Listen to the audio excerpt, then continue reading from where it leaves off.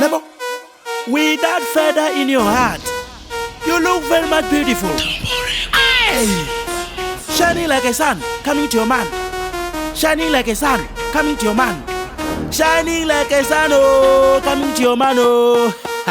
Lebo kambe swabude songonkamba abe urindi depano otonramba katitse voice please alijo jamba nikoto yona before isatuamba lebo ziliwa before isatuamba nikoto yorenga lebo notombidza nikoto tachiswa chakuhu na pizza ameka shori na buswa bukopisa nangwe buchikopisa sanditopodzisa karirwe piki bifasa tuyorenga chila chitela achinga ukopenga andiyadala otomana mtenga kayorenga lebu hape ukorenga achiyorenga onsiya na fonu yawe ndapotijena ka receive dikolo dzawe odala dza muratu wawe na miyawe dza burusu obusina nanti na za kesi ya una nanti ndambodimnyemyela ndajena ka zwinepe una zwinepe zwanga na zwamba mahola na video ya musiriko bva bufuli ndambodipfa ndajena ka meseji ndambodiloko fonu ngobona kobuya ndawana chansi ndidocheka ngabuya rapoditsula pasi rarwa magaulo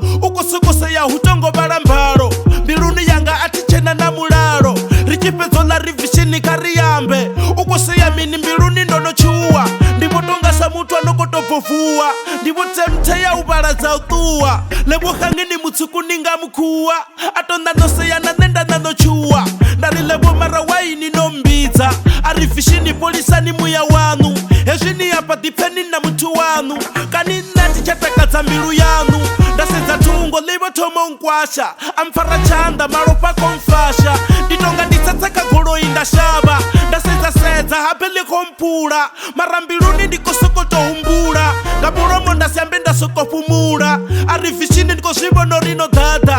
thats why ndonifarananga chanda namusi ndikotodorina ndinivudze atikoambelo ringane ndikuze kana uri nichichimbila nidiudze katechelese zvabudari ndimubudze fishini pride yanu nipungudze anichava mwana wa 2000 ane asokotorobiwa ngakene kana akungwa nga mukene na mukene ngori uva opuromisiwa zvikene fishini tsedzeni matoni zvabudi fishini nwini tisefa zvitu zvabudi ngori disedzeni na inwini wabudi just imagine nonova na mudi mudini wahone wini toya mudi fishini hezvo ndi zvimwe zvitu zvabudi fishini kari ndimubudze zvimwe zvitu kasedze zvomufanelaho buchiloni asadopupa pupela muliloni zvaita ura sokudzula zvililoni achisedzawana nendimadhakaloni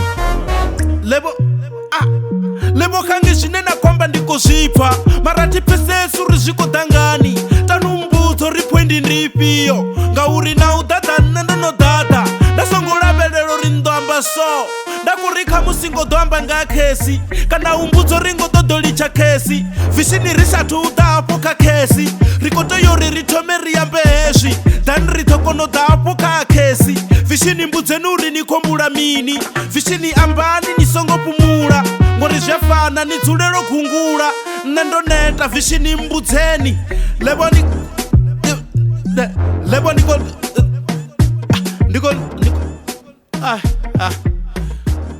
atakanika page 13 ma ready